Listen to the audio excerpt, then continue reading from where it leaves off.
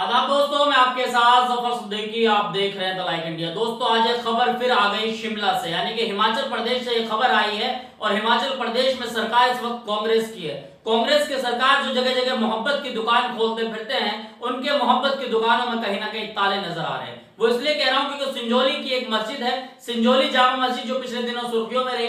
सुर्खियों में क्यों रही? क्योंकि अचानक कुछ हिंदुत्व संगठन जो है वो मस्जिद के सामने आ जाते हैं और ये कहते हैं कि हम मस्जिद के सामने हनुमान चालीसा का पाठ पढ़ेंगे। हनुमान चालीसा का पाठ पढ़ते हैं और बैठ जाते हैं सड़क पर। लेकिन निहत्ती पुलिस, ये निहत्ती इसलिए कह रहा हूं कि उनके पास हथियार तो हैं, लेकिन वो उन लोगों को हटाने से नाकाम रहते हैं। उसके बाद ये आदेश पारित होता है कि 4 मंजिल की जो मस्जिद है उसमें से 2 मंजिल जो है वो अवैध तरीके से निर्माण की गई है, उसका नक्शा पास नहीं कराया गया। मुस्लिम समाज ने इस बात को माना और अपने आप ही 2 मंजिल की इमारत को खुद ढाने का फैसला ले लिया। लेकिन सवाल यह है कि नगर निगम में सुनवाई के बाद आज उस मस्जिद को पूरी को अवैध बता दिया गया और पूरी मस्जिद को तोड़ने का आदेश पारित कर दिया गया। लेकिन सवाल अब इस बात का है कि राहुल गांधी, जो मुसलमानों के मसीहा कहे जाते हैं, अपने आप को ये कहते हैं कि हम हिंदू मुस्लिम में कोई भेदभाव नहीं करते। ये भाजपा वाले लोग जो है वो कहीं ना कहीं जो है हिंदू को बढ़ावा दे रहे हैं, हिंदुत्व को बढ़ावा दे रहे हैं। तो राहुल गांधी जी, आपके ट्विटर हैंडल पे मुझे अभी तक कोई मैसेज नहीं मिला। सवाल आपसे है, प्रियंका गांधी जो महासचिव है कांग्रेस की, उनकी तरफ से कोई बयान नहीं आया। आपकी सरकार है शिमला में, क्यों खामोश है, क्यों चुप्पी साधी है?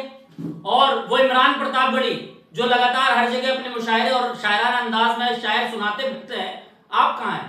आप भी तो माइनॉरिटी के अध्यक्ष बनाए गए हैं कांग्रेस के। इमरान प्रतापगढ़ी, अगर आपकी जबान पे भी ताला लग जाएगा तो आखिर क्या उम्मीद करी जाए फिर कांग्रेस से?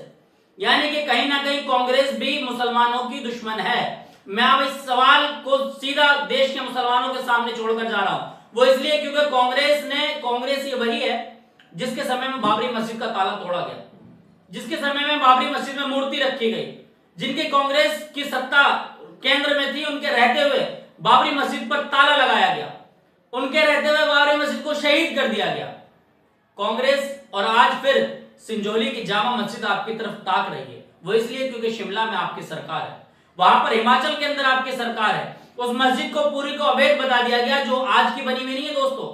सन 1960 में शिमला की संजौली मस्जिद बनाई गई थी। आज क्या चल रहा है? सन 2025 चल रहा है।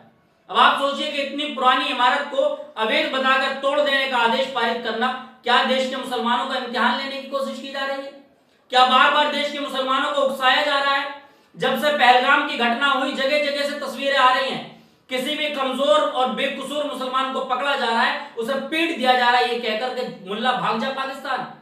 क्यों? बाय चांस इंडियन है इस देश के अंदर, मुसलमान बाय चॉइस इंडियन है। मुसलमानों के पास इस्लाम के झंडे के नीचे जाने का, इस्लामी ममालिक के अंदर जाने का एक पैगाम था, एक वक्त था, एक समय था। मुसलमान नहीं गए। इसी देश के अंदर, इसी देश को एपीजे अब्दुल कलाम जैसे मिसाइल मैन दिए गए, उसका नाम मुसलमान है। वीर अब्दुल हमीद जैसे लोग मुसलमान हैं। इस देश के राष्ट्रपति भी रहे हैं, वो भी मुसलमान हैं। तो यानी कि मुसलमानों का एक बड़ा रोल इस देश के अंदर रहा है। और मुसलमान जो आज इस देश के अंदर है, वो इस देश के बासिंदे हैं, इस देश के जो है नागरिक है, यहीं पैदा हुए हैं और इसी मिट्टी में मर जाएंगे। जो मजहब इस्लाम का जो मैसेज है वो ये है कि अगर आपके पास वजू करने का पानी नहीं हो तो देश की मिट्टी से आप तयम्मुम करके नमाज पढ़ सकते हैं। जब जो इस्लाम, मजहब इस्लाम जब अपने देश की मिट्टी से वजू करके नमाज पढ़ने की इजाजत दे सकता है, तो आखिर क्या सोचना है? क्या देश के किराएदार हैं मुसलमान? तो अब सवाल इस बात का है कि राहुल गांधी की चुप्पी कब टूटेगी? राहुल गांधी कब बोलेंगे? जब मस्जिद को पूरी तरीके से तहस नहस कर दिया जाएगा। पिछले दिनों दोस्तों आपने देखा कि देश के सबसे बड़े न्यायालय सुप्रीम कोर्ट ने यह कहा कि बुलडोजर चलाने का किसी को अधिकार नहीं है। कोई भी सरकार हो, कहीं भी कोई व्यक्ति अगर मुजरिम भी साबित हो जाता है तो उसको बुलडोजर से नहीं तोड़ा जा सकता। लेकिन तमाम जगहों पर जो इस तरह का स्टे लगाने के बाद भी अब सरकार फिर बुलडोजर की तैयारी कर रही है। और हिमाचल प्रदेश का सवाल अब इस बात का है, वो इसलिए क्योंकि राहुल गांधी जो है कहीं ना कहीं उनको भी हिंदुओं के वोट से मोहब्बत है। मुसलमानों का जो वो रोना रोते हैं और ये कहते हैं कि हम माइनॉरिटी के साथ हैं, हम दबे कुचले लोगों के साथ हैं, तो वहां पर अगर राहुल गांधी की चुप्पी नहीं टूट रही है, उसकी सबसे बड़ी वजह क्या है मैं आपको बता दूं। वहां पर 2% मुसलमान। तो राहुल गांधी को ये लग रहा है कि अगर मैंने मस्जिद के हिमायत में कोई अपना बयान दे दिया तो हिंदू वोट मुझसे कट जाएगा। अरे भाई, वोट कट जाएगा, राजनीति खत्म हो जाएगी, तुम्हारा तो वैसे भी वजूद कुछ नहीं है। राहुल गांधी जी, आपका बिल्कुल भी वजूद नहीं है। क्योंकि आपके बड़ों ने भले ही देश के लिए कुर्बानी दी हो, लेकिन आपके अंदर वो काबिलियत नहीं है। वो इसलिए कह रहा हूं क्योंकि अगर आपके अंदर काबिलियत होती ना तो आप कुछ ना कुछ बोल रहे होते। आपका पढ़ाई लिखा में क्या फायदा है? अब इसी पर अगर असदुद्दीन ओवैसी का बयान आएगा तो फिर ये कहा जाएगा कि भाजपा का एजेंट बोल रहा है। असदुद्दीन ओवैसी मुसलमानों की आवाज उठाए तो भाजपा का एजेंट, राहुल गांधी ना बोले तो किसका एजेंट? मैं समझता हूं कि सबसे बड़ा भाजपा का एजेंट अगर कोई है तो वो कांग्रेस है। कांग्रेस वही काम करती है जो भाजपा करती है। भाजपा सामने से वॉर करती है और कांग्रेस पीछे से वॉर करती है। तो मैं समझता हूं कि सामने से वॉर करने वाला बेहतर है पीछे से वॉर करने वाले। हमारा चैनल भी ऐसा कह रहा है कि मोहब्बत की दुकान मिलनी चाहिए, जिसकी बात बार बार राहुल गांधी कर रहे हैं। राहुल गांधी कहते हैं कि जहां जहां नफरत फैली हुई वहां मोहब्बत की दुकान खोली जाएगी। हनुमान चालीसा जो लोग मस्जिद के सामने पढ़ रहे थे उनको मोहब्बत की दुकान वाली सरकार ने क्यों नहीं कुछ कहा? अगर उनका मुंह वहीं पर दबा दिया जाता जो सांप डसने की तैयारी कर रहे थे तो शायद आज ये वक्त नहीं होता। सवाल इस बात का है कि जब सन 1960 से वो मस्जिद वहां पर बनी हुई है, डाटा ये कह रहा है, मैं नहीं कह रहा हूं। गूगल पर आप सर्च कर लीजिएगा कि संजौली की मस्जिद कब बनी, संजौली शामली जो शिमला की मस्जिद है वो कब बनी। अगर आप गूगल पर इसको टाइप करेंगे तो शायद आपको मिल जाएगी सन 1960 की ये इमारत बनी हुई है। 2010 में इस इमारत के ऊपर 2 मंजिल चढ़ाई गई, जिसको पिछले दिनों जो है ये बताया कि अवैध है, उसको हटा दिया गया। लेकिन आज नगर निगम की अदालत ने फैसला लिया, वो ये कहा कि उस पूरी मस्जिद को जो है अवैध बताकर तोड़ने का आदेश दे दिया गया। तो राहुल गांधी के ऊपर सवाल इसलिए उठ रहा है कि वहां पर आपकी सरकार है, भाजपा तोड़ती तो आप ये कहते हैं कि मुसलमानों को सताया जा रहा है। लेकिन राहुल गांधी आप क्यों नहीं बोल रहे? आपको अगर हिंदुओं के वोट से ही जरूरत है तो आप ये जो खामखा का ड्रामा रचते हैं आप उसको रचना बंद करिए, ताकि मुसलमान भी ये सावधान हो जाए कि आखिर हमारा कोई नहीं है। कांग्रेस कहीं ना कहीं सवाल के घेरे में है। 1960 की बनी हुई मस्जिद को तोड़ने की प्लानिंग पूरी हो चुकी है, अब वो मस्जिद को ध्वस्त कर दिया जाएगा। अब तस्वीरें बार बार यही आ रही हैं कि जब से पहलगाम का हमला हुआ मुसलमानों को अलग अलग तरीके से मारा पीटा जा रहा है। सवाल इस बात का है कि जब मुसलमान खुद इस देश के अंदर जो है उन्होंने, बहुत सारे लोगों ने अलग अलग तरीके से विरोध दर्ज कराया, कुछ लोगों ने हाथ में मोमबत्ती ले गए, कहा कि भाई आतंकियों को सबक सिखाना चाहिए। सवाल इस बात का है कि मोदी सरकार जो है वो हिंदू मुस्लिम की तरफ इसको फेंक कर अपनी जान बचाने की तलाश में लगी है। मैं एक पत्रकार हूं, सवाल कर रहा हूं, सवाल करने की सजा मुझे मिली है, वो आपको भी पता है कि 6 लाख रुपए का नोटिस मुझे भी सौंपा गया। सवाल इसलिए है क्योंकि 4 PM जैसा चैनल को बंद कर दिया गया। नेहा सिंह राठौर अगर सरकार से सवाल पूछती है उन पर FIR दर्ज कर दी गई। यानी कि क्या आजाद भारत में पत्रकारों को भी आजादी नहीं है? लोक गायिका को गीत गाने की आजादी नहीं है? तो क्या प्रधानमंत्री मोदी जी आप सवाल का जवाब देंगे कि पहलगाम हमला कैसे हुआ? पहलगाम हमला कैसे हुआ? प्रधानमंत्री मोदी आप वही प्रधानमंत्री हैं जो आप सबसे ज्यादा देश की सुरक्षा पर सवाल उठाते थे सन 2014 से पहले, जब आप गुजरात के मुख्यमंत्री थे। ये कहते थे कि हमला कैसे हो जाता है, सरकार के हाथ में तमाम चीजें हैं, सरकार क्या करती रहती है। आपके गृह मंत्री कहां है? सर पर बाल नहीं है, देश की बड़ी जिम्मेदारी है तो कम से कम अपनी जिम्मेदारी तो निभाइए। अमित शाह आपसे सवाल है, अगर आपको जर्रा बराबर भी शर्म हो तो आप इस्तीफा दे दीजिए देश की उस गति से, क्योंकि देश के लोगों की जानें चली जाती है, आपके माथे पर बल तक नहीं आता। एक ऐसे परिवार का घर जुड़ गया जिससे 6 दिन पहले शादी हुई थी।